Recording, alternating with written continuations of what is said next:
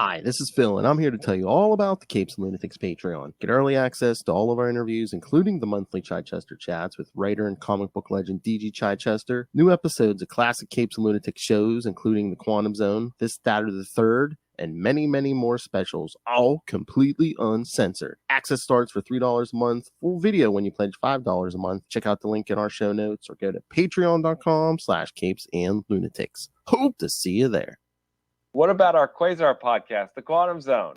What about our Quasar podcast?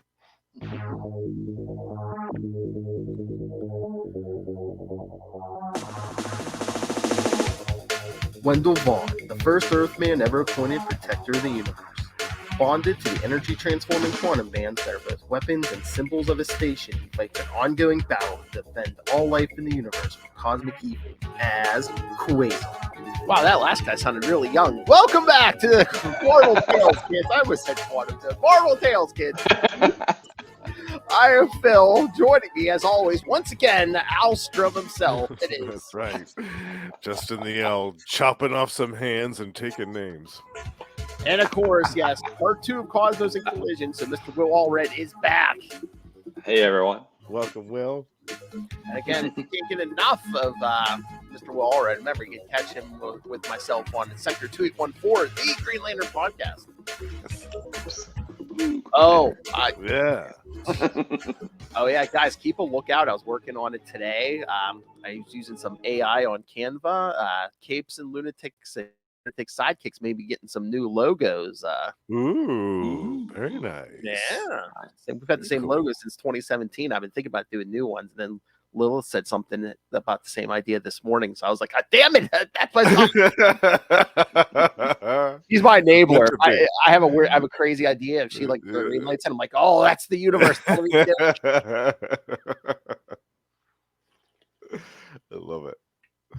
All right. So should we just jump into Cosmos? Should we jump into these last 4? Because there's a lot here, especially oversized last one. Oh, definitely. Yeah. Oh, but before we get into 22, I have to show off. This is the issue that Will Matt Kona got me that's signed by Inker Keith Williams. Yeah. Oh, yeah.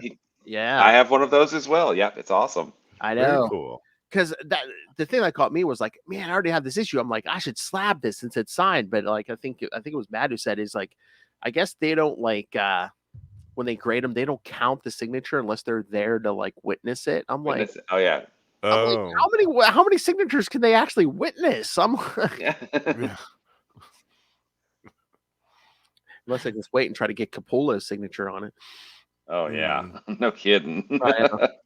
I was say I can't get Grunwald. Maybe Capullo gets Capullo. Oh man, can you imagine Capullo would probably be impressed with that because everyone's probably like, "Here, sign my Batman or sign my Spawn." Or yeah.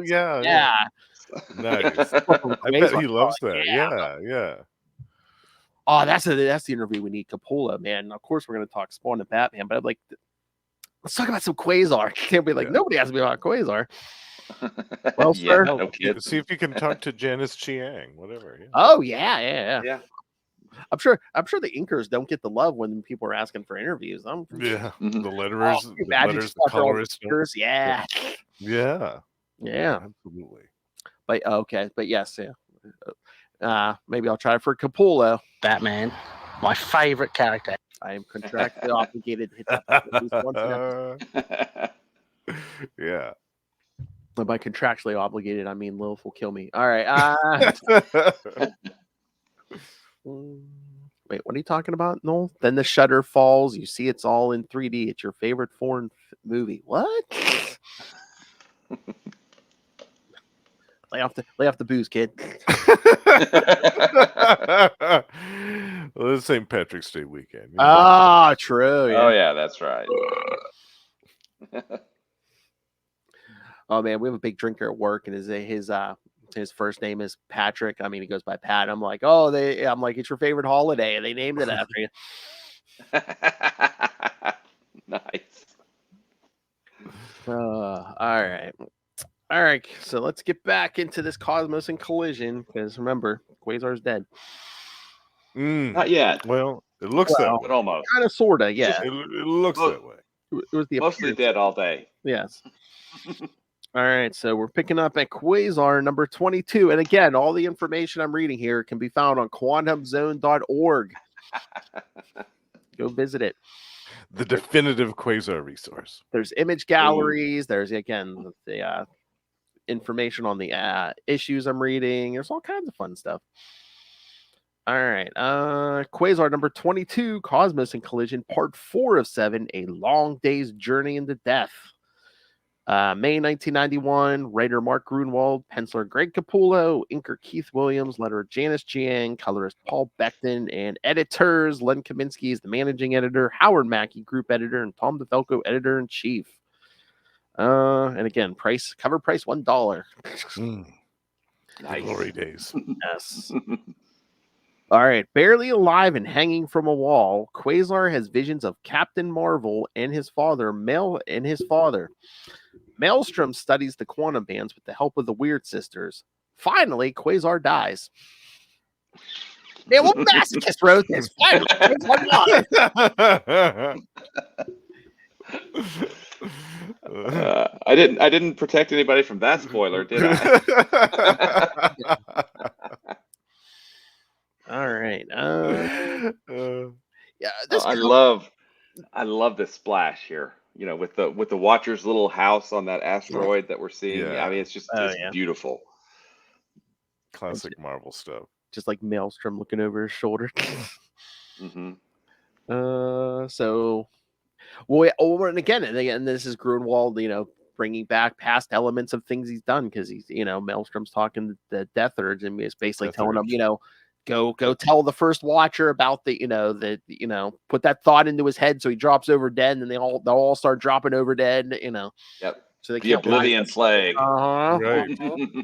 Which was another plot point from Journey in the Mystery. Yeah. Exactly. Yep. And they reference their first confrontation in issue number 2. When Death Urge says, the next time that you see me, you'll beg me to kill you and all this stuff. Oh, yeah. So I mean, the Grunwald, showing, or at least, if not pretending really good, that he's had this thing plotted out since the first issue. And then look at that splash of Quasar hanging, in the archway there. Yeah. I mean, it's just beautiful. It's so funny. It's so funny because it's like it looks like it's been cleaned up since dinner, but he's still just like hanging there, arms on the wall. Yeah. Yeah.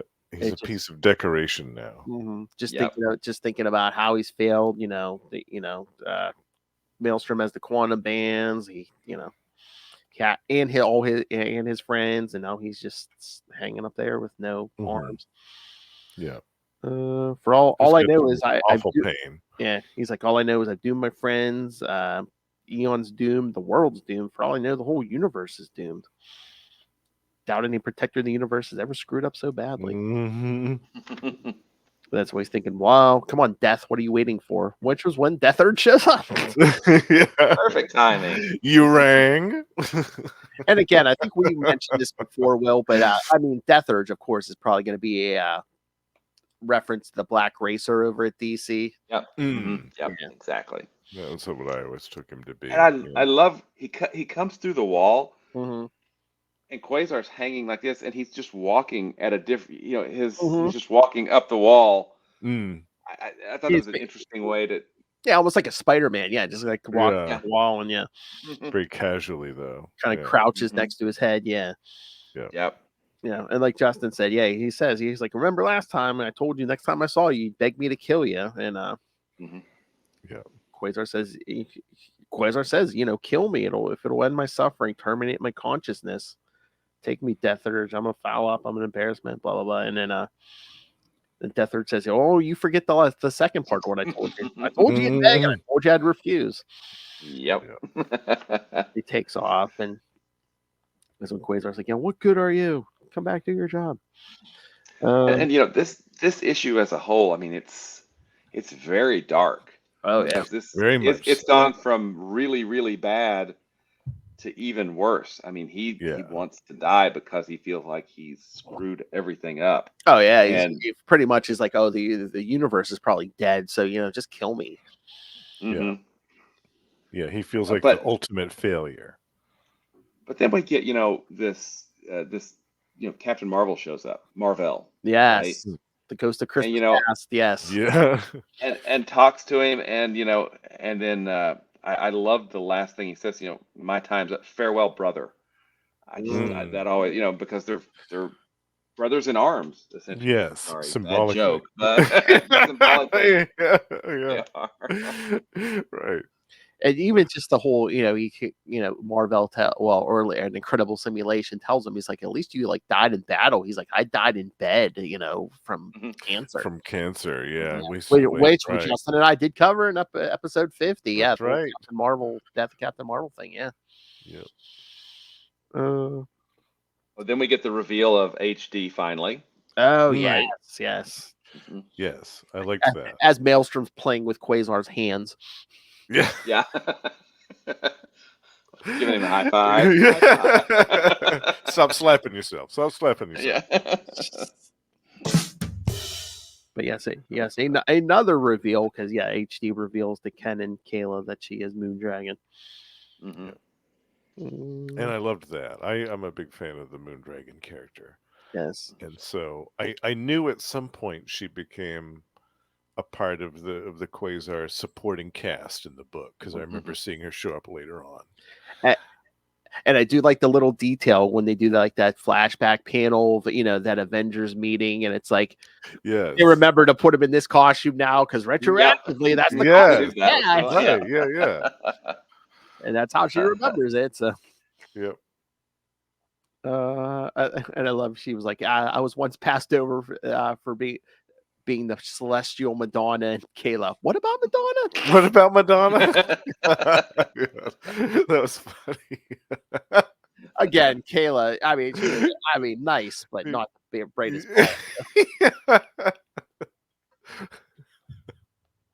Yeah. That part was great. So yes, that's when she lays out. So this is when we first find out, Will, that yes, she's all about being with Quasar. I wonder why, Makari and Kayla got together. No. Thinking it's this roofie in the black wig here. I think so. Maybe. And then the whole, that's why she took on this secret identity of HD Steckley, and they were, she's like, I'll bring in 5 new clients, which was easy with her telepathic powers. Right. And that's why then she went to see Eon. She basically wanted his blessing to be with Quasar. But Eon gave her a task, to protect Ken and Kayla from harm. Eon agreed not to tell Quasar who I really was if I would perform a task for him to protect your minds from harm. Because that's when we find out that Maelstrom is responsible for Quasar's father's death. Oh yes, yep. Because cerebral hemorrhage. Because Eon knew, Maelstrom killed his father. Yeah. Kayla, why would Stromberg want to do that? Why would we ever do to him? Oh, sweet innocent Kayla. Yeah. Right now. But yes. And then we get the ghost of Christmas present. Present. I don't know. The recent present, or the recent present. The not too distant present. Yeah. Yes. The image of his father. Yeah. And that's Grunwald. This book doesn't have a fight scene in it, right? I mean, it doesn't. This is all about the torture scene at the end. No, Oh, with the whip, yeah. So, I mean, what he's doing here is, he's always tried to measure up to Marvel, so he gets to talk to Marvel, and he gets to, Marvel's like, hey, we do the best we can. I'm dead. Yeah, we're not. Did a Marvel even say, he's like, yeah, I'm dead, and Thanos is back for the second, third time, and again, right. And so we get we get that emotional discussion between these two characters, and he lets go of some of that stuff, and then he gets to meet and talk to his father again, and he gets to finally release some of that. He talks about jealousy. He was jealous that his father was spending so much time with Eon, right? Mhm. And even I love Grunwald keeps it vague because even like the father's like, he's like, I don't know if I'm like a spirit or I'm just a piece that Eon held on to because or something, time together, yeah. Mhm. Yeah, my presence here doesn't prove a thing except that Eon is capable of creating lifelike energy simulacrum of me and imbue it with what he remembers of my consciousness to be. Mhm. Yeah, okay. He's covering his bases there. But I mean, we get a great talk between father and son here, and basically the father his father telling him, you did the best you could, and then that's all we can do. Wendell's like, I can think of a few people, like Captain America probably could have did better. Yeah, well, not in this case. I don't think yeah. Oh yes, and let's mention it's around this point that Captain America is like out in the middle of the ocean somewhere, trying to call Quasar, but he's kind of Oh yes, yeah. Furious stratagem, yeah. Uh-huh. And then this gets really, really freaking dark. Okay, Oh, I mean, the torture really scene. dark. Yes. Yeah. Well, you mean after Maelstrom has his kind of like kinetic motion orgy there? Oh. Yeah, pretty much. Yeah. Nailed that one. Yes. Yeah. That's what she said. All right. Oh yeah, but the torture scene. Yeah. Yeah, and look at that. The second page of the torture scene. That is a 16-panel page, and Capullo pulls it off. I mean, that is amazing, right? I mean, yeah. 16 panels on that page. It's brutal. Yeah, because tells Quasar to keep count, and Quasar, every time he whips him, it just says one, because he wants him to kill him. Yeah. And there's some really dark humor. He goes 1, and he says it again.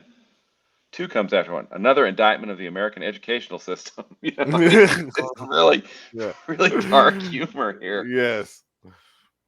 And then on the next page, we get. Go ahead, Phil. What?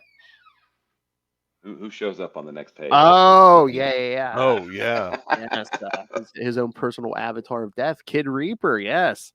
Mm-hmm. Oh yeah, one of our personal favorites. I don't think is it this one or is it later on when he shows up again in 40, but also Matt Coda doing the live read of Kid Reaper every time. Monkeys. I was going to ask if Kid Reaper showed up again, but he does. He does. 40. Nice. Yeah. Okay. Oh, good. There's that panel. He says, "Just between you and me, Bunk, I think you were reading too many Harvey comics as a kid." Because he looks like a Harvey comic. Yeah. That's great. So good. But yeah, he's telling him, he's like, "You're still alive because you got one heck of a strong will to live, Bunky." Mm-hmm. He's like, "Okay. You really, honestly, truly want to die? I hope you." He goes, "I'll take that nod as a yes." The little wink. But then he hits him with that scythe right in the chest, and then right in the chest. We see. Chunk. Inside Eon, yeah, those hands fall out of the quantum bands, and Maelstrom's like, "Wait a minute, the quantum bands are off his hands. He must be dead. The bands are mine." And then this Moondragon screaming, "No!" Yeah, I love that. Oh, so good. Okay, Justin, the last page. Were you expecting that? No, I was not. But I should have looked at the date and been like, "Oh, of course." Shame on you. It's 1991, and Wolverine and the Punisher were busy, so. I thought, oh, okay, well, all right, here we go. That's right, kids. A certain spirit that is about to come looking for some vengeance. Yeah. That's right. He happened to be in Justin. the neighborhood. This issue, because this is really kind of, I feel like this is the emotional core of the everything right here. This issue. Yeah. This is not a typical Marvel comic, right? This is not. There's no battle in this. This is, how did you experience this? I mean, because you're reading it for the first time. What What are your thoughts on it? It was definitely a gut punch.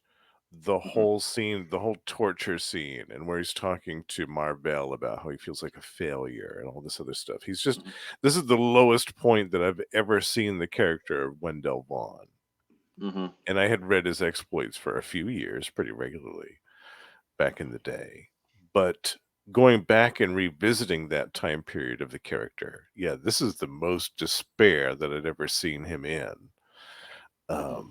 Yeah, and that was kind of tough to read, but I understood that it was a necessary point to show what came later, the redemption of his character. Although I don't feel like he really needed to be redeemed. I felt like all of the guilt that he felt was unnecessary, because who could possibly live up to the ideal of protector of the universe? If you really wrap your head around that concept and then think about how big of a place the universe actually is, there's no living creature that could possibly live up to that mountainous ideal. So I think that a lot of his guilt was kind of self-inflicted, as part of just the human condition, to constantly feel like we're inferior, like we're not good enough, and we can constantly improve ourselves. And again, we're seeing in these prologues and all these issues. This was a very intricate plot. I mean, it caused absolutely.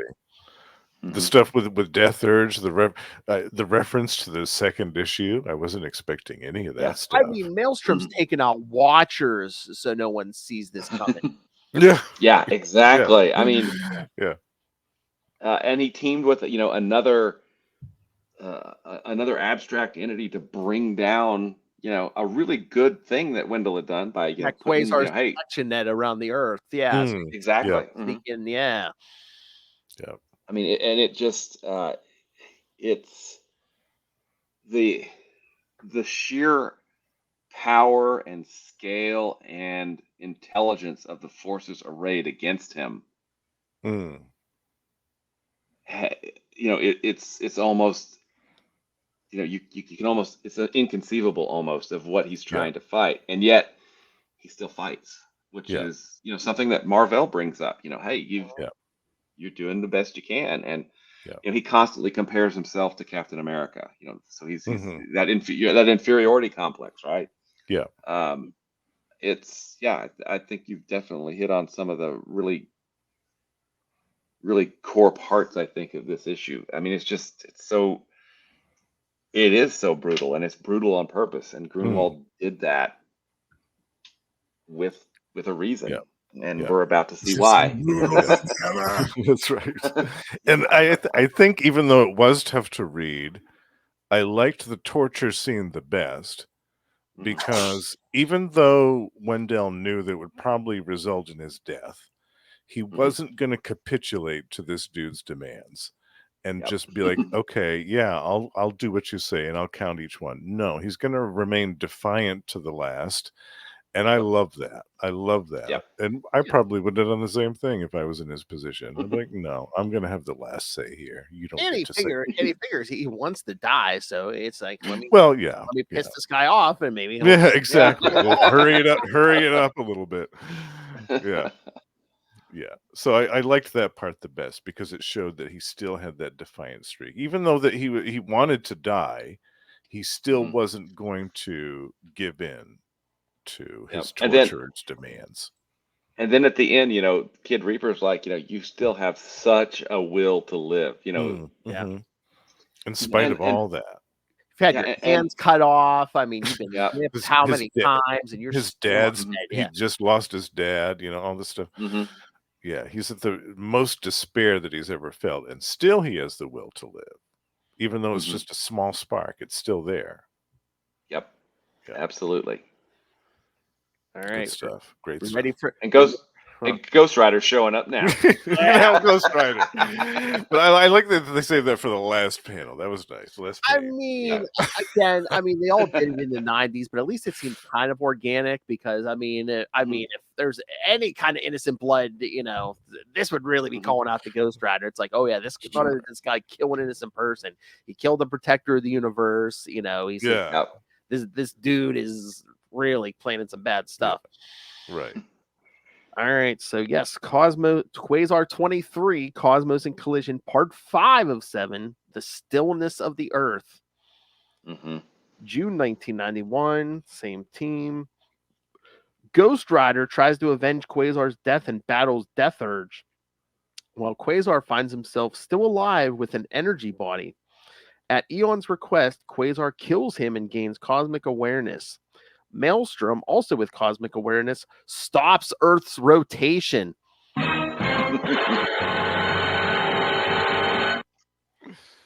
right. And then that's not even mentioning damn guy wrote this. Not even mentioning the prologue where we see when Maelstrom comes to the presence and Red Guardian, while they're still on the Stranger's planet, says, "Oh, hey, by the way, you're from Earth. Oh yeah, if you happen to escape the Stranger's the Stranger's world, you better hightail it back to Earth because there's this that guy named Eon who's gonna like really yeah." I mean, and look at that splash page. You have this looming shadow of Maelstrom. In the smoke that the presence and Red Guardian see. As they're on the remnants of their part in Stranger's world, right? This lab world. But yeah, that's so good. Yeah. And then of course the grin. Maelstrom grin. Oh yeah, his evil grin is awesome. Yeah. Yes. As he's thinking all those thought bubbles, he's like, "Oh yeah, gullible fools." So sinister. Yep. But then after that, when we flash to the present, oh man, that's that Ghost Rider splash page by Capullo. Yeah. He does an awesome Ghost Rider. There is a demon at the gate. At his gate. Yes. So then, of course, he breaches. Of course, Maelstrom's not there, but all his lackeys are there. The Weird Sisters, Helio, Lord of the Air. Make short work of them. I love when Phobius is like, Phobius is the all living things know fear, and I am the king of fear, and Ghost Rider just whips him with that chain and says, "Who said I was living?" As he comes face with him, he's like, "Who said I was living?" And then I love how they change. We get an internal monologue of Ghost Rider, and this is still really early, so I think these were all hand lettered, but they still gave him his own kind of caption style and everything, which I thought was it works perfectly. Like the red flames over, yeah. I think Janice Chiang did the lettering in the Ghost Rider book too. So I think she just kind of brought that over to this one, And that's when we get the start of that Ghost Rider Death Urge battle. Yeah. Yes. Who dares? I dare, little demon. Yeah. Little demon. Yeah. Reading this for the first time, I mean, I'm a big fan of the 90s Ghost Rider, but even now I was like, oh, he's not going to do so well against Death Urge. Uh-oh. I mean, they should have had him defeat Death Urge. I mean, again, Maelstrom's the big villain. You can leave him for Quasar, but oh my god, if Ghost Rider just would have taken out Death Urge, at least for a while. Yep. But then meanwhile, Maelstrom's just causing havoc inside Eon's body. Yep. See what I have on my wrist, you corpulent chronicosm. Yeah. How long did we say how long Eon's body was across, or something like? I think it's in. Is it in this miles?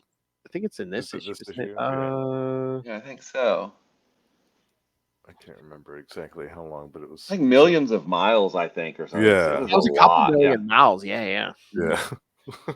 Yeah, because even Eon thinks this is the moment of his death, and now we see Ghost Rider battling Death Urge again. We see Wendell's his consciousness is still there. Yes. It's like, where am I? And Kid Reaper's still there. He's like, you're dead, Bunk. I killed you. Ask for it.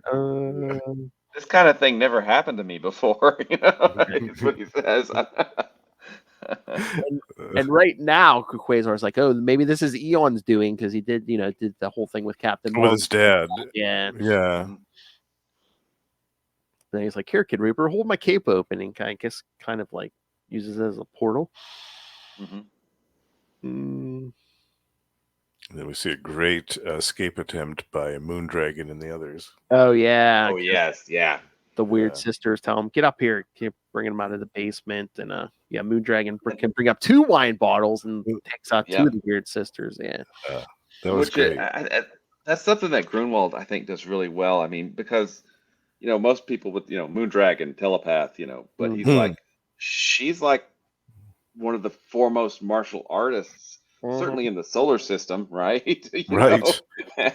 Yeah, she was. The galaxy. Yeah, she was taught by the same people that taught Mantis, if I remember right, the priests of Pama. Yep. Yeah. So she's no slouch. Yeah. So she takes out 2 of the weird sisters, but she has to fight Truth, whose hands become swords. Yeah. Yeah. I love that one. Like, I am Truth because I cut away all these fallacies and facades and falsehoods. And I love. She's like, you want truth, woman? My name is Moondragon. I am sometimes called Moondragon. This is how the dragon whips its tail. It just kicks her in the gut. So good. Oh God, I love Moondragon. So then Quasar and Kid Reaper show up inside Eon. I love Quas. The walls just sprouted a face. Oh, okay. Is that supposed to happen? Here it is, because Eon says Maelstrom's about 90,000 miles from here, at the base of my brain, and he's like 90,000. How big are you anyway, Eon? And he says 6.19 million miles across. Yes, that's it. Across. Man, when 6.19 million miles. When Eon hangs around the universe, he hangs around the universe. That's no exactly moon. what he means. That's Eon.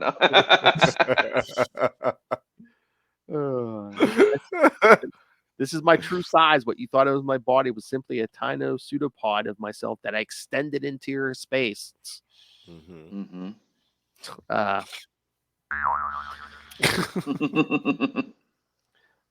He says, what am I supposed to do to protect you? I don't have my quantum bands. He says, your ethereal form possesses certain inherent capabilities. He's like, okay, what I got to do? Kill me. What? He said, you must kill me to prevent Maelstrom from completing the theft of my cosmic awareness. And I love, he's like, does death mean what it means for your kind, mean what it does for my kind? And Eon, I do not know. I've never died before. That's a good question. He says, it doesn't matter. It's the only way to stop Maelstrom. And then Quasar's like, it matters to me. What if, right now he still believes, Eon's responsible for him being in its energy form. He's like, if I kill him, am I going to go too? Yeah. But he's like, he still decides to do it. He says, okay, Kid Reaper, you got to do 3 things for me. Yeah, first, make sure I'm really dead this time so Maelstrom can't use me in any way. Second, check on my friends, help them get away. He's like, and third, tell the Avengers about Maelstrom so they can kick his butt. Yeah, exactly. Okay, Bucky, I promise. And then the splash page. With Maelstrom. Yeah. Maelstrom, it's amazing. Yeah. I love it. Okay. I mean, this isn't what inspired this drop, but I think I gotta play the drop. Sparkly quantum tentacles. Yeah,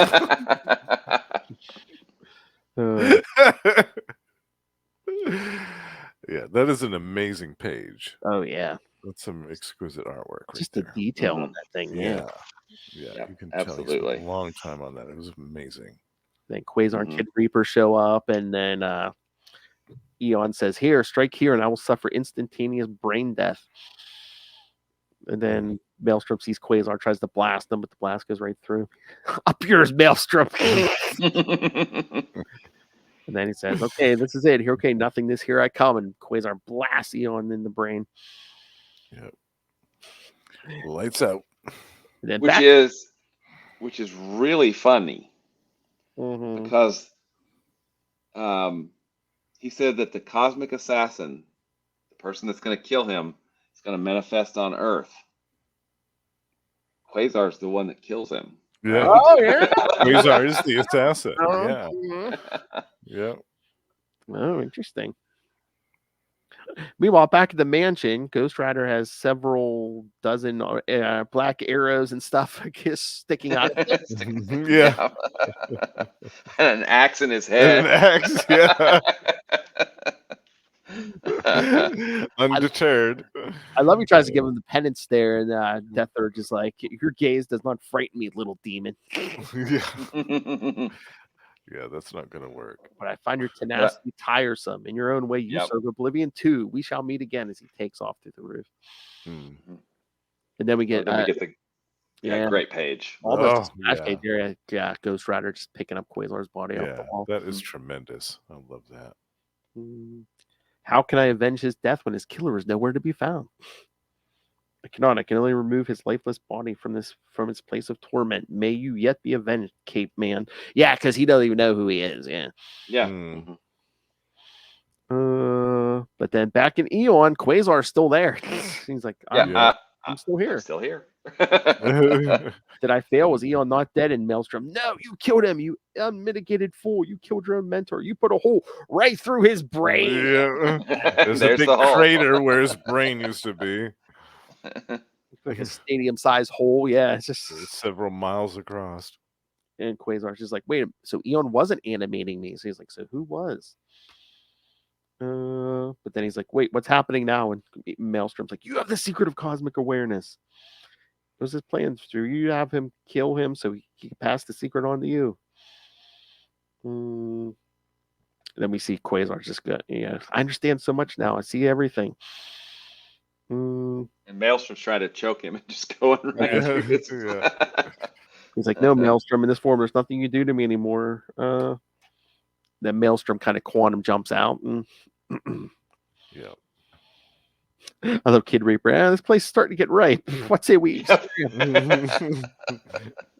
I bet it was. Oh, yeah. Yeah, I bet that stench was considerable. And Quasar says, all right, I know where Maelstrom went. I know anything I put my mind to. And that's when we back in real space, 50 million miles from Earth. As Maelstrom's using the quantum bands to augment his natural control over kinetic energy. What for? Why? To stop the Earth's rotation, of course. Here goes. And that's exactly what he does. And then that page where everyone starts senses it. Yeah. Mr. Fantastic, All the Moondragon, mystics. Yeah. Dr. Druid. Dr. Druid. Yes. Origin. The Rachel Summers Phoenix. Doctor Strange, Moonglow, Black Crow. Black Crow, who we talked about not too long ago on Marvel Tales. Christmas time, yeah. Talisman, Shaman, even Spider-Man, spider senses go. Whoa! Yeah. That must be a hell of a spider sense tingle. Earth has just stopped moving. A hell of a spider sense tingle. And that's something that, again, last episode we talked about how Grunwald really kind of grounded his stuff in the Marvel Universe. I mean, we're seeing, characters from across the Marvel Universe here, realizing that, hey, the Earth just stopped spinning. That's not cool. Yeah. And it's a wide variety. It's telepaths, mystics. I mean, regular heroes like Spider-Man. Yeah. Great. So Maelstrom once is saying, oh, how long do you think I can apply the breaks the Earth rotation before, the internal stresses cause massive tectonic plate upheavals? I think I hear the San Andreas fault starting to give. Yeah. And Quasar blasts him, and he's like, ooh, give me more. You know how these quantum bands work, absorbing energy. And Quasar's thinking, what do I do if I give him cosmic awareness? He'll know what, he'll know how to do this on a cosmic, even more cosmic scale. He's like, but if I don't, I doom every man, woman, and child on Earth. The good of the few or the good of the many. Why must I be the one to decide? As he quantum jumps out.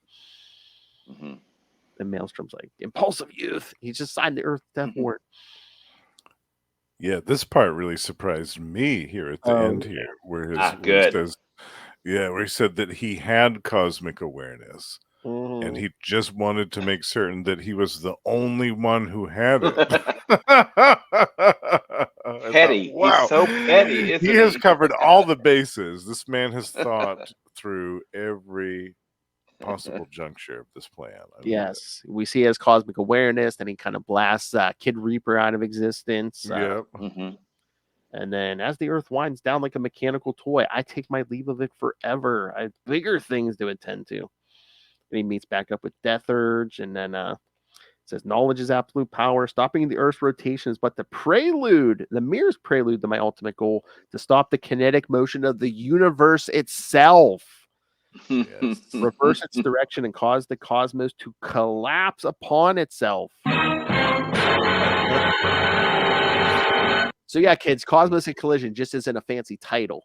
Yeah. Nope. That's really what it means. Yeah. Yeah, and we get this great speech at the beginning. Is it by Uatu? Where he talks about the cosmos in collision. Yeah. Yep. Oh no, that's 25, isn't it? Yeah. Yeah, 25. Yeah, not 24. All right. Thoughts on this? Yeah. What do you think, Justin? How is this? Yeah, I mean, I love how the stakes keep getting higher and higher with every issue. And the Ghost Rider cameo, I mean, is kind of superfluous. It doesn't really need to be here. We can pretty much admit that. But Mark Grunwald used it really well and very effectively. And I loved that it gave us a chance to see Ghost Rider versus Death Urge. I thought, what a great pairing up that is. I think my favorite part was Moondragon's escape. Yes. How she clocked those two in the head with the wine bottles, and then had that great showdown with Truth. Yeah, exceptional stuff. Yeah, but the surprise at the end with Maelstrom saying, "Oh, I had cosmic awareness the whole time." Yeah, that was like, "Oh my word! Wow. Okay, so he's definitely covered all the bases here. All right." yeah. It keeps surprising me with every issue. I love that. I mean, it just. Well, I was going to say, yeah, I've seen flimsier reasons for Ghost Rider show up in the 90s. So, absolutely. Yeah, it totally makes sense. Yeah. But like all these scenes, once again, I mean, we keep harping on it, but it's like just the whole art team, Capullo, Williams, Chiang. I mean, this thing is beautiful. Yeah. It is. Everybody really came together to make all of these issues really great. Definitely. All right. Should we get to the next one? Yes. Let's do it. Or Maelstrom goes on his universe tour here. Yep. His bragging spree. Exactly. All right. Doing a victory lap. Quasar 24, the penultimate. Take a drink, Lilith. All right. Cosmos and Collision, part 6 of 7. Maelstrom Manifest. July 1991. Same team. Quasar meets Infinity in the Quantum Zone while Doctor Strange leads a cadre of sorcerers in magically keeping the Earth from being destroyed. Maelstrom and Quasar plunge into the giant black hole Maelstrom created to collapse the universe. And once again, whoever wrote that synopsis didn't even mention all the cameos and everyone Maelstrom goes to meet. That is true. He was lazy. Slacker. But this cover, while great, it's like, look, Quasar's just like a little itty bitty part of that cover. And he still doesn't have arms. I mean, his hands at the end of his arms. Yeah, if you weren't collecting this regularly, you wouldn't even know who that is. Yeah. All right. So this one opens up again. This prologue we see when Maelstrom met the unbeing on Earth. Basically telling him, he's reading an issue of Iron Man. Yeah, I think it's like Armor Wars too. I'm like, yeah. So good. I love it's like, who are you? Are you the unbeing? Who are you? And he tells him he's Maelstrom and stuff. Cool. I'm always happy to meet a fellow master of the dark forces. This little kid. But yeah, he basically tells him, he's like, I want it. This wasn't even part. I guess this wasn't part of Maelstrom's plan. He's like, oh, I just wanted to thank you for temporarily undoing Quasar so I could sneak on the Earth. Mm. I love the kid saying, "What do you mean temporarily? What I do for key. I create for Yeah. keys." He's like, you don't think a guy as cosmically connected as Quasar is going to stay that way forever? And I love the kid's like, well, I'm still kind of new to this body, so.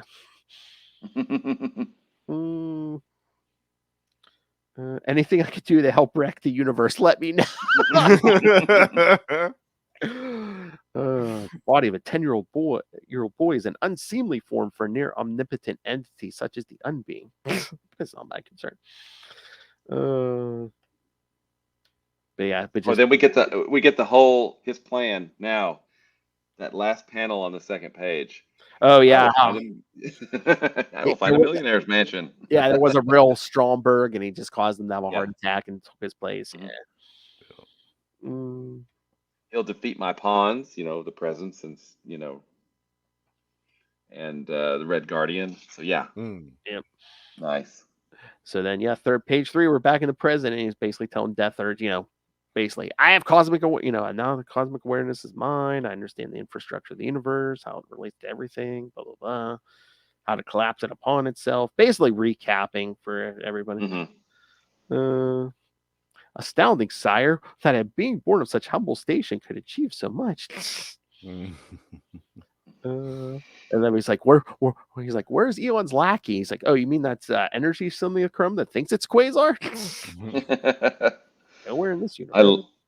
I love that last thing. He goes, is there anything you wish for me to do? He goes, yeah, put that Watcher's eyes out. Yes. Oh, Watcher. Yeah. Which he's very happy to do. The one behind you. Yeah, I love how the Watcher's just like, it's against my heritage to directly engage in any action. And he's like, but I beseech you to reconsider your actions. What is that? I almost had you void-sucking voyeur. Oh yeah, because Death Urge showed those size at the Watcher's eyes, then he but then like the synopsis did say, Doctor Strange is talking to Gaia about. I love that page. Yeah. Oh, it's a beautiful splash page. Yeah. Tremendous artwork. Yeah. That's gorgeous. And the colors too. Good. Yeah. So good. And we get the window. We get the the Art Deco window that's in the background. It's great. They basically contacts other mystics like Moonglow, Doctor Strange, Shaman, Talisman to help keep the Earth from exploding or falling apart.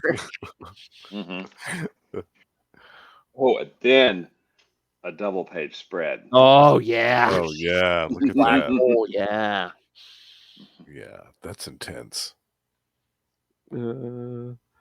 But as Will likes to point out, it's like, since the universe is ever expanding, the center of the universe isn't going to be the same spot all the time. Right. No matter what the Guardians of the Universe make you believe. Will. That's right. We talk about that a lot. 3600. Yeah. Okay. So Maelstrom's just like, I picked this spot. This is going to be the new center of the universe. As I close enough, right here. As I shrink it down to nothingness. Yeah. Close enough. But he's like, I still have personal matters that will, again, the gloating to attend to. His victory. Oh, but we get that. We get that page with Quasar in the quantum zone. Yes. And we finally get a feature in the quantum zone. Oh yes. Oh yes. He flies towards something big and red. Yes. Yep. There's an eye there. I greet you, Sun Earth. But before we get that reveal, now we get to the bragging tour. Oh yeah, another splash page. Galactus's world ship. Yes. Yeah. That's also a great image. I swear, was that Capullo like trying to like maybe do like a Kirby style or something? Yeah, I think so. Yeah, definitely. That's what it looks like. But yeah, so Maelstrom, goes to gloat the Galactus, and he's like, he assumes a physical form of greater stature, so he comes in taller than Galactus. In the cosmic scheme of things, my position is more exalted than yours, he's telling Galactus, due to your pre-Big Bang origin. You believe yourself to be unique among the beings of the universe. Yet, like the lowest of creatures, you depend upon outside sustenance. You are ruled by your enormous hunger. Galactus, but you are not hunger itself. I, on the other hand, embody a concept. Galactus just looks at him like, I don't even know you. I know. It's like, he doesn't even go here.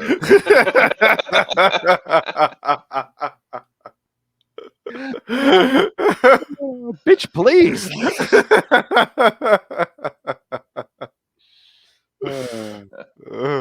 But back at the mansion, yeah, we see Ghost Rider still there, and Moondragon's talking to him and says, basically asks him to take Ken and Kayla away from this place. Because she says these two are innocent. If you want to prevent blood from being spilled, get them out of here. She's like, or is that how you get off? Is it only after the innocent have been killed? And Ghost Rider just says, "Get on, get on." And I love Ken and Kayla just looking at each other, and Moondragon's like, he can be trusted. Yeah. I'll take you to the office. But then Moondragon's just mourning over. And then one of my favorite pages right here. He gives Thanos the middle finger. This is awesome. Yeah. Oh yes, because again, Thanos is starting the Infinity Gauntlet thing here. Yes. So yeah. So he flies up as Mephisto is, talking to Thanos, and he's, I am Maelstrom, the one being in all the universe who does not fear you and your Infinity Gems. You fancy yourself God, don't you? But don't you realize how parochial the very concept of God has become? Giving him the whole, strive for godhood, kid. There is no God. Which perhaps does not take very well. No, the best is when Thanos blasts him and says, "Insolent spec, God is everything, and I am God." Wait, hold on. Insolent spec, God is everything, and I am God. And then it's just Maelstrom standing in that crater going, in that case, Thanos, you just met an atheist. Blinks out. I love Thanos. Who was that man? Yeah. And Mephisto's like, Mephisto's basically like, surely you destroyed him. And he's like, did I? He's like, I thought I saw something standing in that crater for a moment. No, sire, I believe it was only the cosmic wind. Nice. Then we get another splash page. Yes. The Quantum Zone. Yes. The face of infinity. Yes. Yeah. It's so cool. Oh, so basically what we're saying is Quasar has gone to infinity and will go beyond. And beyond. That's right. But yes, your infinity is a personification of the spatial aspect of the universe. Yes, my son. But he's like, yeah, you're aware of everything that's happening. Yes. But it's her who, yes, infinity has plucked that has fashioned him this energy body. I love that last panel. He quantum jumps and the symbol is in her eye. Yes. So cool. Thank you, man, for the chance to redeem myself. I'll try not to let you down. And then Maelstrom goes to brag to the Celestial. Yes. Yeah. Oh, man. Perich, the Prime Celestial. Yeah. Mm-hmm. Talk about giving the finger. Yeah. But I'm like, why are you bragging to Celestial? He's not going to talk back to you. Yeah. You're not going to have a conversation with these guys. Basically saying everything he does is obsolete, the harvesting of organic life throughout the universe. And then as he's in the middle of his little rant here, he's like, wait, no, he's back. I must go, as he ports out. Mm-hmm. And then another splash page of Quasar basically just shooting matter back in that black hole. So he's trying to reverse the collapse. If it's eating infinity's body like a cancer, my body is a manifestation of infinity's, then I'd be nuts to think I can. Yeah, he's like, I really can't zip in and out of that black hole. So if only my cosmic awareness extended past the event horizon. But if it doesn't, so once more, I have to throw myself into the breach. Why is it I keep finding bigger breaches to throw myself into? Exactly. Well, you got to get used to it. You're the protector of the universe. And then Maelstrom shows up and says, "How is this possible? How can you be here possessed of such power? You have cosmic awareness, Mealy. If you want to know, use it." Yeah. He goes like, "Infinity, blah. You have your benefactor, I have mine." Quasar basically telling me, "Yeah, it's always easier to destroy than to maintain or create." Maelstrom tackles him basically into that black hole. What is that at the? Oh, that's the edge of the. Okay, cool. I was like, that's not text, is it? In that last slice on the next to last slice on the page, I was like, Oh, just that Oh, black. yeah. yeah. Well, above the black, I was like, is that text? But it's no, it's just the sparkly stuff that's around the event horizon of the black hole. Yeah. But yeah, basically they go into the black hole and Maelstrom gets crushed in there. Mm-hmm. Quasar used his power to accelerate so yeah, that's how he crushed Maelstrom. But he's like, yeah, now everything's happening quicker. The universe is collapsing faster. Maelstrom's dead, but he's taking the whole universe with him. Uh-oh. I love that next issue box. The end of the end. Yes. All right. So what did you think, Justin? I loved it. Yeah. More great cosmic stuff. And I love the reveal of Infinity. I think this was the first time that we've ever seen Infinity, right? Mm-hmm. Or was I think we saw the hand of Infinity was in an issue of Thor, like 185. I think when because we're in the prologues, in the first prologue, I think. Oh yeah, they do mention a Thor issue. Yeah. Oh, okay. I think this just the hand, but I think this is the first time that Infinity actually appears like a full, yeah. For me, that was my favorite part of this issue. I thought it's a great reveal. It kind of gave Quasar a little bit of I don't know, it kind of gave him a boost because it's like, okay, I've got somebody in my corner now, like where Eon's dead and like I'm kind of dead, and like now he's got somebody that can like actually provide him with some tangible assistance here. Yeah, he was kind of like equal footing with Maelstrom now because they both have cosmic awareness. Now they're both backed by like these abstract entities and stuff. Yeah. Right. One of the big four. Yes. Yeah. So I really liked that. It kind of put Quasar on an equal footing with Maelstrom for the first time since this story began. Oh yeah, and I love how the issue was just Maelstrom like bragging. You know, he's like, yeah. Galactus, the Celestials, Thanos. They're just like, oh, look, he must be new money. You know. Yeah. Oh, there goes the neighborhood. Here comes Maelstrom. Yeah, exactly. Yeah. All right, we ready to wrap this up? Yes. You bet.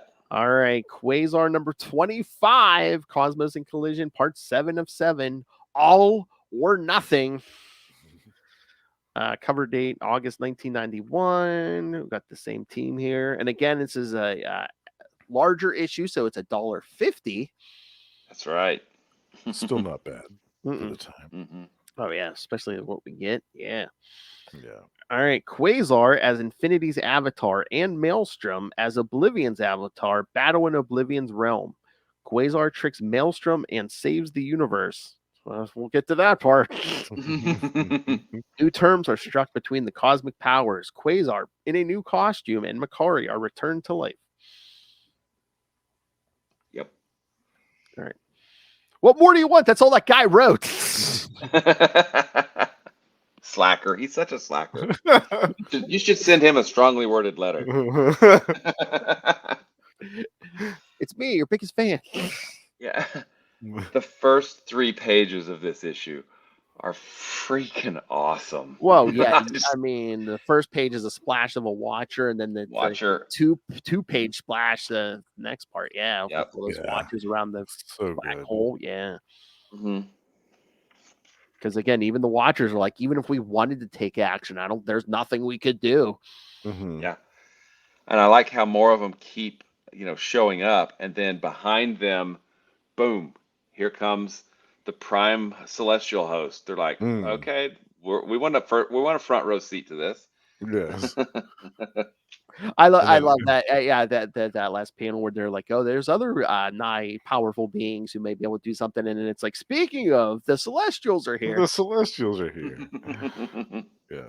And they all come out, and they're all just standing there doing nothing. So yeah. Yeah, it says if the most powerful faction of the enigmatic Celestials are powerless to stop the end of existence, woe unto us. Yep.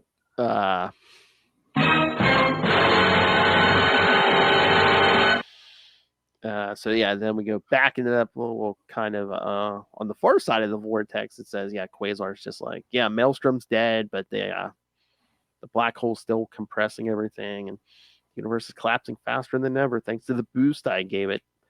The mighty Quasar, protector of the universe. Ha! Agent of destruction is more my speed.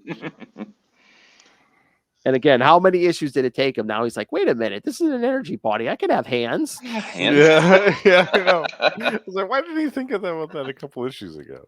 And he's grinning like, I figured this out. And I love he's an energy being, but he's still throwing that mask on. Yes. Yep.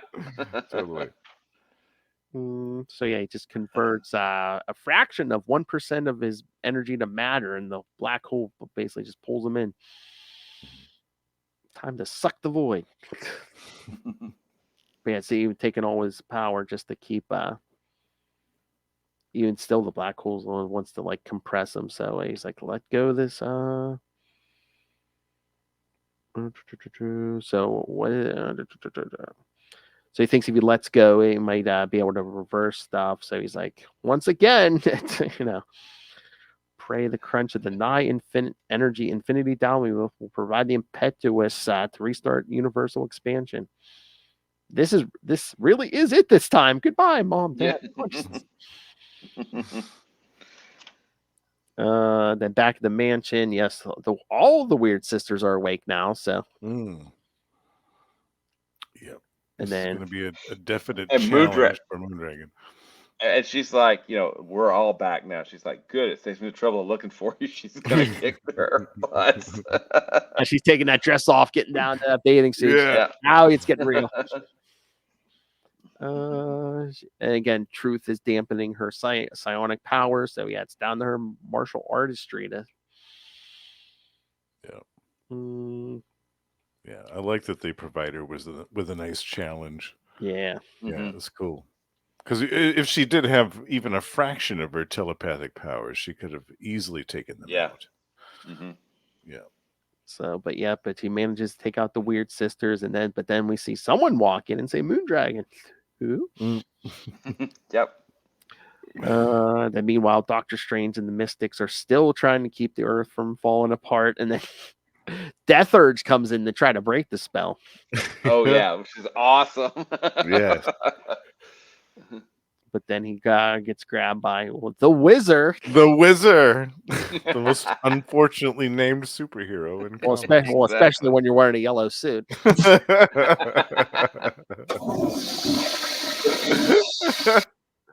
I love how he just grabs Death Urge and like crashes through that art deck, hurls him out the window. Yeah. He's like, they said to get him away from Strange as quick as possible. He's just... out the window it is. Yeah, but then Death Urge takes off with Wizard still hanging on. And then Hyperion and Dr. Spectrum show up. I love Hyperion. If there's any fight left in him, I'll see the beating it out. Yeah. But then back at the black hole, we see the Watchers are still there. Now Galactus and Nova have showed up. The Rigelians, the Elans. Yeah. Yeah, I forgot about the Elan. Yeah. But yet no one takes action. No one ventures forth into the void. No one assails the unknown. Perhaps if one stares into the abyss too long, the abyss begins to stare at you. Yeah.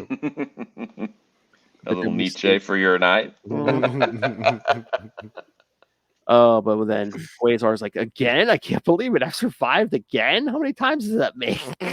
But then he sees Oblivion because he's in the realm of Oblivion. Earth spec. But then we see, Maelstrom is there. The universe is collapsing. You almost reversed the process had we not pulled you through the center of the hole just in time. He's like, what? Like Obi rescued you? He says, not quite. I totally perished. Oblivion recreated me here. I'm his avatar, you see. But you, my enemy, are now trapped here. I'm not through taunting you, boy. I mean, that's so Maelstrom. Yeah. Oh man. I wouldn't want so you to be bored whiling away forever here. So I'm going to do you a favor. I'm going to thrash the infinity force out of you. As he grows huge. Yeah. Mm-hmm. You see, Oblivion and I have become really close. But then we see Infinity come popping out of Quasar's mouth. Yes. Infinity, yes, this aspect of me. So she says, join me, like Oblivion joined Maelstrom joined Oblivion. So that's a great page when Quasar's growing. Yeah. I love that part. Mm-hmm. So cool. All right, okay, Mal, let's do it. We kind of get a recreation of the cover. Yeah. Great duel here. Yes, because that's what he says. He says, Infinity and Oblivion are too abstract to contend with one another in anything remotely resembling a physical manner. My actions and Maelstroms are being transmogrified to their level. They're simply mirroring our struggle on the highest plane of reality conceivable. Were we in the physical universe, they would be hurling galaxies at each other. And then, back to the mansion. The swimsuit contest has begun because Cersei has shown up. And again, it's like this. It's the green costume era. Some artists have it, where it's like just like a one-piece bathing suit. The other artist, as Coppola did here, just slit open the front of that. Yeah. Let's show as much skin as possible. Mm-hmm. Yep. Because Moondragon's like, oh, you're that Eternal. Yes, Cersei. And again, she says, I was sent by the Avengers to see why Quasar did not answer his emergency signal. And again, the editor's note. Sorry. As we did on the Quantum Zone. Editor's note.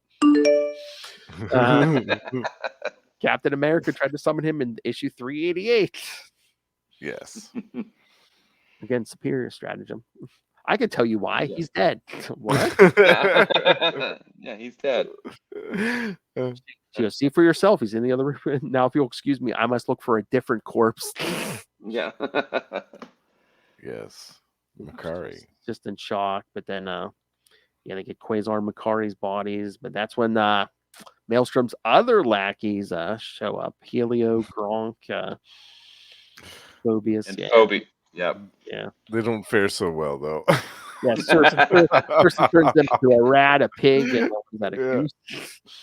Yeah. I love this because as Cersei's character progressed, you don't see her do this quite as often. Mm-mm. Yeah. When she's in the Avengers, you don't really see her do this very much.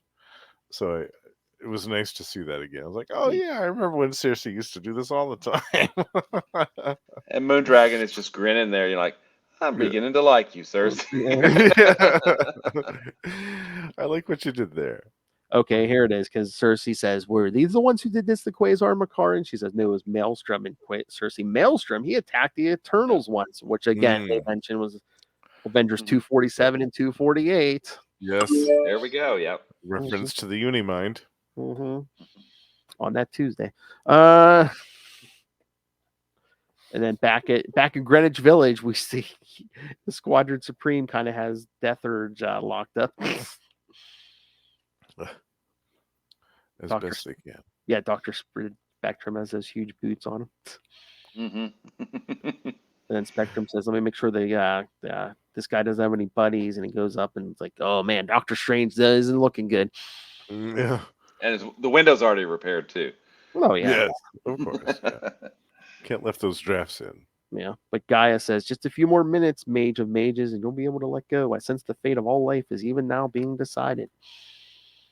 That it is. There's a Yes. powerful duel taking place. Yep. And it is not beat with power, it's beat with your brain. And I love it so much. Yes. Because even Maelstrom saying they're too evenly matched and everything. I have you at a standstill. And then, Quasar's like, wait, man, what's good cosmic awareness? Unless you show me something that he has overlooked. And then he's like, wait, that's it. I love this page. Pay attention, Mally, baby. I have something to show you, eh? Like, did you see it? Did you see my other attire? It's like, what? He's like, I'll show it to you again. Do you recognize it? Of course not. Because a little old lady by the name of Origin changed it retroactively through time on what seemed to be a whim. It wasn't.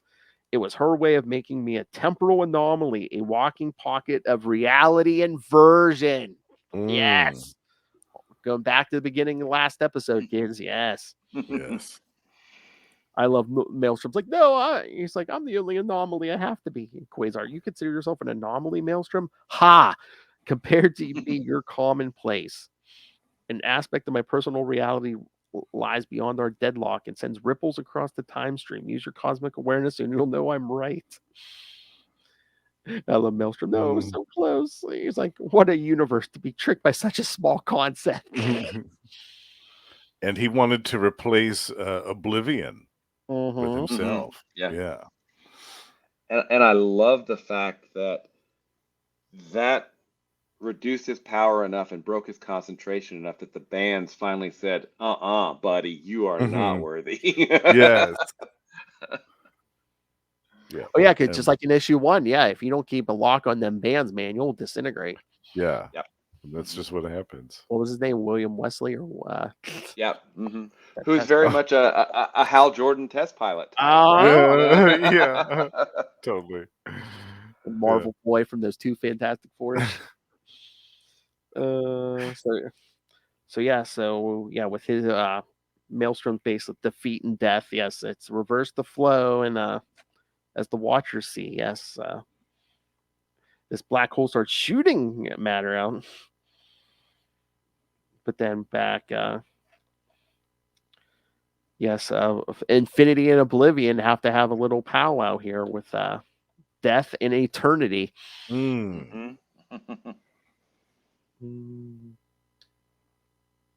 I love Quasar. It's just like, wow, even with cosmic awareness, I can't begin to decipher a syllable of what they're saying to each other. So he goes back he quantum jumps back to Earth, and then Maelstrom still has, well, what Maelstrom did, the Earth's still locked up until Quasar disrupts the rings, and he takes the quantum bands, and that, because that was helping hold that together, and then Earth moving again. He was all giant in the other realm. He's like, time to reduce myself to human proportions. See what's become of my physical body. So, grab the quantum bands, flies back to Earth. Gets back in his body, and it's like, he's like, still handless. He's like, wait, Maelstrom dropped him in the Eon verse. Yeah. Fetch. Yeah. And then we get that panel of him in his new costume. My favorite costume. That costume, the best costume. That is an awesome page. I love that. I love that. Even with the mullet. Yeah. And he's like, for the first time, it's a costume I made and not Eon or Origin. It's so sleek and sci-fi. I mean, I think it still looks great for today. I do too. Yeah, it still looks good. It's simple. It's great. Yes. Yeah, it doesn't look like a typical 90s costume. Yeah, it doesn't look like a typical 90s costume, or or even an 80s costume with 90s flourishes. So, and then he hears from Moon Dragon and Cersei are like, wait, what? But he hears from Infinity. She says, yes, they come up with a new truce. Oblivion and death keep Eon and Maelstrom. Eternity, and I get you and your friend Makari. So he gives her back the power she lent him. And then, Moon Dragon and Cersei wouldn't know what happened. And then Makari wakes up. And she said, Infinity says something to him that nobody has capitalized on since. She says, "Welcome back to life, my once and future avatar." Oh, yeah. Yep. Boy, if only they would give some up and coming writer a Quasar book to deal with that plot. I don't know who that could be. Perhaps some rising star, some rising Kickstarter star, perhaps. All right, then that last page, yes, the guy telling Doctor Strange everything's fine. He's like, "What happened? Who restored Earth's rotation?" She says, "Perhaps my most wondrous son of all, the man called Quasar." Mhm. And And then we get a black and white. Of Oh, the, yeah. that's number 13 is 14. This is 15. Yeah. 15? Okay. Yeah. Very cool. Journey in the mystery. Yeah. I love the last panel was just Kronos, just like, "I did it. I glimpsed her." Yeah. Oh, Coming back full circle to Kronos. Yes. Yeah. Yep. Yeah, that was nice. That was very nice. Now, in the trade, they actually have Fred Hembeck Yeah. doing a couple of things here, Okay. which were kind of interesting. From Marvel Age 102. Oh, yeah, Marvel Age, yeah. He did a lot of Oh, those and Marvel Age things. And then the Quasar Name That Character contest was announced in issue 14's letter page, and the results were revealed in issue 20. So this is from that letter page. This is all the characters. Oh, my word. On the Stranger's World here. Wow. Let's see. I love that was an actual contest. That's fantastic. Yeah. What? So, I guess it was in the future, but I was going to say they didn't put in Quasar's appearance with Beavis and Butthead. No, they did not. Yes, that was maybe that'll be in the Epic collection. Oh, nice. All right, Justin. Yes, now it's all laid out. What did you think? Yeah, this was I was not expecting again another surprise at the twist at the end with how Quasar beat Maelstrom. I wasn't expecting that twist at all. That was great. Yeah, and I loved the part where they're basically dueling for the fate of the universe with the spectators of amazing omnipotent power watching them, but also feeling a sense of powerlessness. They can't do anything to affect the outcome of this, so they're just kind of impotently watching it all. I thought that was interesting too. You've got these beings of unimaginable power that are just kind of stuck there at the edge of this black hole, just watching and waiting for the outcome of this. That was cool. The only thing that could have made that scene better is if they would have had a panel of Adam Warlock standing there saying, "I don't know what to do." Bravo, Phil.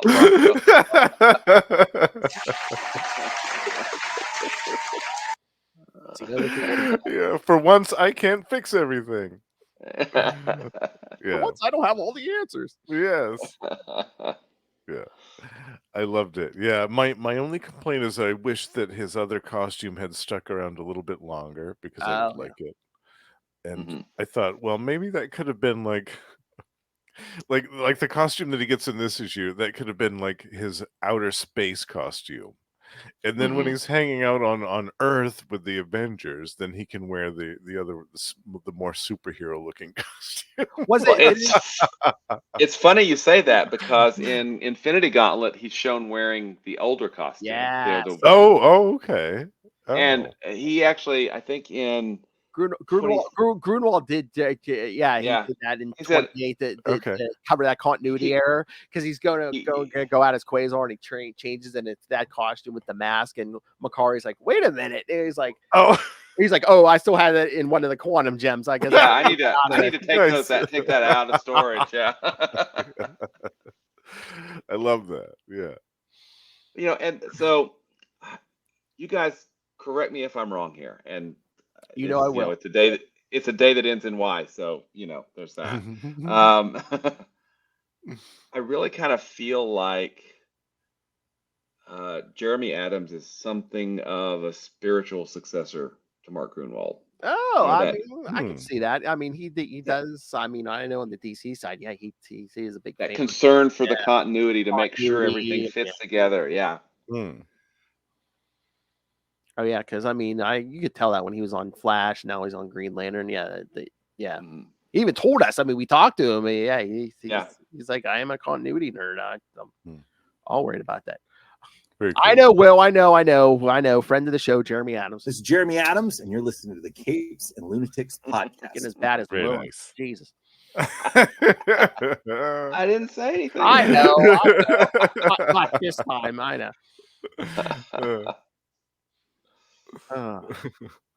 So any other thoughts on this? I mean, again, I think that this is bar none the best Marvel cosmic end of sentence. It is. It's just because it uses so much of the Marvel universe in an interesting way to help tell this, really, really personal story, and an emotional story, but that has vaster implications to the entire Marvel universe. And even if it's not someone's favorite, it's up there. I mean, it's got to be on a list. Yeah, top 5, definitely. top. Yeah.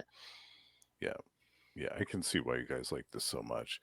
And Wendell really goes on such a journey throughout the course of this. He has to deal with his dad's death. He has to deal with the death of Eon. He has to kill Eon himself. He goes through all of this. He gets tortured to death. All this stuff happens to him, and then he has this amazing, resounding, triumphant victory at the end, where he merges with infinity, gains cosmic awareness. It's an amazing journey from 8 issues. The amount of highs and lows that he experiences. It's fantastic stuff, and just the fact too that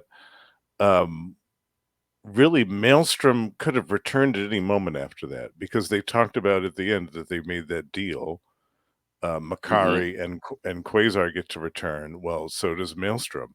Well, if I was Quasar, I'd be like, well, no, Death and Oblivion. Oblivion. Maelstrom. Yeah, Oblivion kept Maelstrom. Oh, Oblivion kept Maelstrom. Okay. Okay, I must have Was it Oblivion or Death? Because I know they said Death. I think Death. Yeah, those two are on that side, and then it was basically Okay. Death's going to keep Eon into Maelstrom, and then you guys get to come back to life. Because I thought if I were Quasar, I'd be gearing up for round 2 with Maelstrom if I knew that he was still back out there in the universe somewhere. we do see Maelstrom again when it's number 29, Wandering the Worlds of What If. Oh yeah. Great issue. Oh yeah. Okay. Watson sends him on a mission, and he's going from alternate reality to ultimate reality. Yeah, and there's one where Maelstrom wins. Yeah. Oh, yeah, okay. and there's this great scene at the end of it where Maelstrom, he's fighting Korvac. Is he fighting Korvac? No, who's he fighting? He's fighting Thanos, and the Earth gets nuked. And Quasar's like, what the, and he's like, oh crap, this is a reality where Maelstrom won. Yeah, and him, Thanos are basically just duking it out over the scraps of what's left. Yeah. Yeah, and Maelstrom basically, I thought I killed you, Spec, and then, basically. And Maelstrom's huge because you see Quasar flying away. All you see is like Maelstrom's eyes. Like, I thought I killed you, Spec. Oh. And that's that energy, because Wendell's trying to quantum jump the hell out of there. You know what? Yeah, Justin, you need to read those because it's a 2-parter. The first one, he's wandering alternate realities. Then he gets blasted as he's quantum jumping, and then the next issue, he wakes up in the new universe. Oh, yes, I read about that. Yeah, where he meets Starbrand and all those people. Yep. And DP7. Yep. Yeah. Which are also Mark Grunwald creations. Yeah. And he actually has to get the Starbrand to get home because it's like without the quantum zone, the quantum bands are losing power. Oh, okay. He's in the universe with no quantum zone. These things are losing power. Okay. So that's that story. I want to read that. Yeah. The art. So 26 is a fill-in. 27 is a fill-in. I think it's both Infinity Gauntlet crossovers. But Dave Hoover, who's unfortunately no longer with us, but he's Dave the artist Hoover, on those two. But Great then stuff. 28 28 and all the 29 way are up. her when her shows up. Yeah, and Oh. but Capullo's on until like up through 34, and you get the new universe crossover, you get the Wandering the Worlds of What If, you get the her storyline, you get Operation Galactic Storm. Mhm, I mean, there's so much good stuff there. Then I think he takes an issue or two off, and then we get him for another couple of issues, Infinity War, and then we get Steve Lytle for an issue and a half, who is unfortunately no longer with us as well. So Steve Lytle did some of those too. I bet those were Yeah, great. and gorgeous work. I mean, this I think is the pinnacle of the story and the art coming together, in these 8 issues. Mhm. But Quasar 26 up to about 40 is just a whole lot of fun. I mean, it's great art, great story. But this is, and I've told Phil, I've told you this probably so many times you hate it, but 13 through 25 are awesome. That's really where everything gets starting kicked with into journey gear. and the mystery to then the cosmic collision. Yeah. Yep, this is such a great series. I hope that they do reissue this in the form of an epic collection. This whole series. I think that more people need to read it and see. Yeah. Like all the stuff that we talked about, Mark Gruenwald's tendency to tie everything together in the Marvel universe to make it feel like it was close-knit. That's really on full display throughout this whole series. Yeah, absolutely. And again, at least these first 25, you could tell he's planning it from issue 1. It's, yeah, down to the dialogue of Death Urge. You're gonna beg me to kill you, and I'm gonna say no. In the second issue, yeah. 2 years later, yeah. Well, and the series started out, I think, really kind of cool because it didn't start out in the present. It started out, here's how he got the bands. Issue 1, Project Pegasus and all that stuff. Yeah, all that stuff has yet to happen. So it starts out, here's how he gets the bands, and at the end of that, it's hey, I'm gonna be Quasar basically, or Marvel Man, whatever. He's gonna work with Steel. Yeah. And then every appearance that he has happens between issue 1 and 2. And issue 2 says, hey, the reason you haven't seen him is because he's in hibernation and he's flying to where, Phil? Uranus.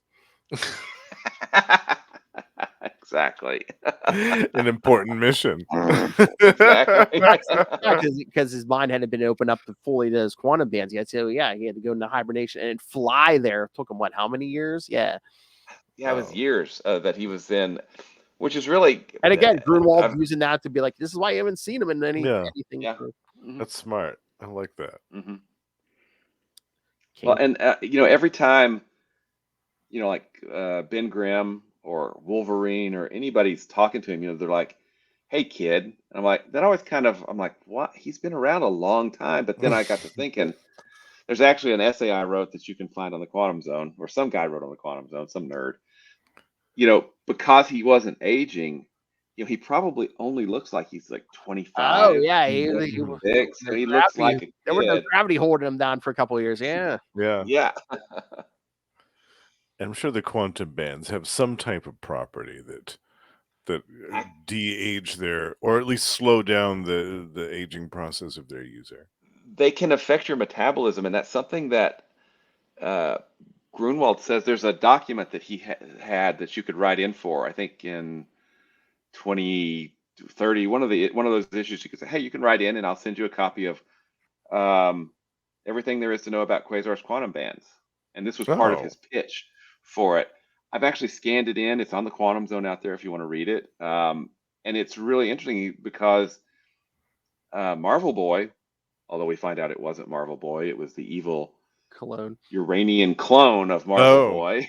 When he came back as the Crusader, he was super strong, and the bands can do that. And Wendell hasn't figured that out yet. Still, to this day, he hasn't figured that out, at least to my knowledge, which I think is really kind of cool because there's more things to explore. And maybe each user who has used the quantum bands has explored a different option of what powers they can bestow. yeah, it's we need more Quasar. We need more. Yes, Quasar. yes, we do. We'll give this man the book Yes, so I can tell him what to write. yeah. That works for me. I forget what book we were talking about. Me and Lilith are like, yeah, just put your name on it. We'll write it. Yeah. Well, yeah, we talk a lot about stuff that has not been reprinted. And Quasar he's gotten two trades, and that's That's it. it. Right? That's it. Yeah, I don't think they've reprinted the second half. Anything past not at all. Yeah. And everything's getting reprinted. I mean, I never thought I would see a Romnibus. Okay. Oh yeah. I know. Yeah, me too. We got a Romnibus. And we volumes. I know. And we're getting two more. Yeah. Oh, I mean, can we not get a Quasar omnibus or Quasar hardcovers? Because this stuff, it's really, really good. I mean, Phil and I have talked to J.M. DeMatteis, not to name drop, but totally dropping a name. They haven't reprinted. DC has not reprinted so much of his work, and neither has Marvel. I mean, there's a lot of Spider-Man. His Spider-Man stuff. How do you not reprint Spider-Man stuff? Yeah, I mean, come on. They're starting to slowly catch up with the Epic collections, and now DC has announced their own kind of line of the Epic collections. What is it, DC's Finest or whatever. So hopefully they'll start getting around to it more. Hopefully. Yeah, I hope so. I hope so. Covering some more of these lesser known titles, I think, is a smart idea, because people like us that like a little bit of other flavors beyond the typical stuff, like Avengers, Fantastic Four, Spider-Man. Might need a little bit more cosmic stuff thrown in there. If you look at the line of Epic collections, there's not really a lot of it. There's some Silver Surfer stuff. There's some Fantastic Four stuff. But as far as Cosmic Adventures goes, it's still kind of lacking. It seems to me, for some reason, the 90s are like the decade that they kind of overlook a lot when they're reprinting stuff. Yeah. They'll reprint the older stuff. They'll reprint stuff out of there. But it seems like the 90s is the biggest casualty of that. I think you're right. It seems that way. And it just seems like, that's stuff that's still, talked about today. I mean, the crossing line for the Avengers. Okay. It's not necessarily awesome, but we remember it and we talk about it, maybe not in the best terms, but or the crossing, there's the giant of the crossing. I know. We covered it. We covered it for last April Fools, and the joke was on us. Yeah. It was a month of pain. It was a month of pain. But yeah, I would love to see this as a hardcover, multiple hardcovers, an omnibus. Collect. Quasar did not have a lot of appearances before his series started. Collect those too. I mean, there's I think I reprinted because in the first issue, Grunwald said, "Hey, if you've never read Quasar, well, here's his complete list of appearances up to this point," and it's like. It's like 12 issues. It's like 12 appearances. Yeah. There was that Dazzler issue. There was the Marvel Captain 2-in-1, Captain America. There was a Marvel Team Up Annual, I think. It is very few and far between. Up to that point. All right, we have gone long, but it's worth it. Yes. Here we started this on a Saturday night. It's now Sunday morning. Burning the midnight oil. Yeah, no, that's right. I enjoy the story. I enjoy talking to you gentlemen about. This is fun. Yeah. All right, yes, kids. Next time, like we said, we'll cover. Justin and I will cover Captain America 348 through 350, and then Thor 406 through 408, and Iron Man 281 through 284. So send your thoughts in on that. Send your thoughts on Cosmos and Collision. Yes. Any Quasar stuff. Yes. And your thoughts on Mr. Will Allred. Oh, there you go. Yes. We need more Quasar collections. Yep, absolutely. Yes, exactly. And write the Marvel. Tell me we need more Quasar. Yes. Demand it. Exactly. All right. So send us your thoughts. Email us, capesandlunatics@gmail.com, or call the voicemail 614-382-2737. That's 614-38-CAPES. And remember, you can find all things Capes and Lunatics, episodes, social media, merchandise. Again, Rain ran the money on us through the Cash App link. Make it rain. And of course, the Patreon, where again you get access to all of our uncensored content. A whole year of worst superhero movie brackets. Which Will joined us for at least 1 month and was like, "Nah, that's cool, kid." That was a lot of pain, man. And again, keep Charlie Esser's memory alive and watch his topless videos on Patreon. I remember that. We're like, oh, someone gets topless. And, everyone's hoping for like Lilith. But no, it's Charlie. No. All right. So find it all at tubespace.io/Capes and Lunatics Podcast Network. That's tubespace.io/Capes and Lunatics Podcast Network. Oh, that's naughty. All right. Mr. Will Allred, thank you for joining us for these 2 episodes. Yes, thank you, Will. Thanks for having me. Thank you very much for having me. Again, master of the Quantum Zone, master of the Green Lantern Corps, master of podcasting, and several successful Kickstarter campaigns. Where can people find your books? Well, you can find me at Wallred. That's at WALLRED at Gmail and Facebook and Blue Sky and Twitter and Instagram and probably other places that I don't even remember at this point. But if you'd like to check out the books that I write, Crossover Division, like Phil said, we just successfully kickstarted the 5th issue of the series. Should be going to print shortly. And looking forward to getting that in everybody's hands. If you want to, you can check out Diary of Night at diaryofnight.com. There's a 4-issue collection of that if you want to take a look at that. And then I hang out with some guy. We talk Green Lantern every week on Sector 2814. He's a pretty cool dude. I think his name's Phil. Maybe that's what it is. I hope it's going somewhere nice. I'll put it in my navel. There you go. Seems like I'm getting a package every other day. They aren't even attempting to enter our orifices. That's the one. Thank you, DeFalco. All right. Now the king of podcasting, Mr. Justin the Owl. You can hear him here every week, either on Marvel Tales or X-Men Classics, twice a week, and everything else on Capes and Lunatics Sidekicks, twice a month on Electric Mullet, the Superman podcast. Greatest name for a podcast ever. Yes, thank you. I agree. Who came up with that idea? Again, you can hear him at the end of every month on We Are the Night, the Batman podcast, the Ray's favorite show. Yes, talking about Azrael, and of course, once a month also on Energon Universe, where we talk with Russell all the new Transformers and G.I. Joe content coming out of Image Comics. But again, the man is a machine. That is not all he does. So what other podcast do you do, sir? You can also find me and Russell over at Gamma Charge, the strongest podcast there is, where every month we talk about the Incredible Hulk and the sensational She-Hulk. And also every month on Predator and Prey, the Yocha podcast, where we're joined by none other than Ray himself, the High Priest of Khonshu, who also has a fantastic gaming channel, so go check that out if you haven't already.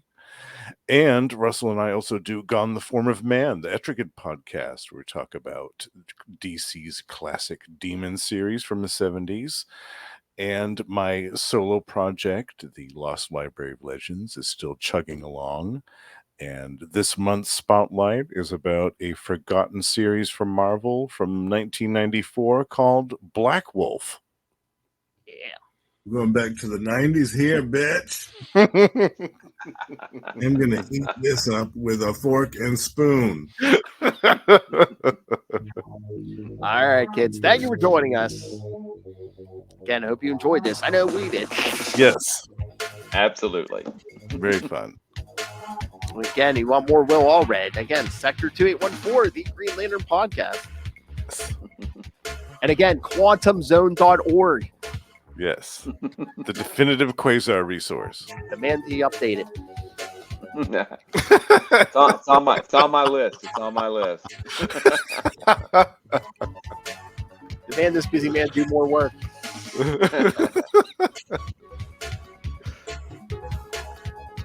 Oh. All right, kids. The universe is saved. For now. Yes. For now.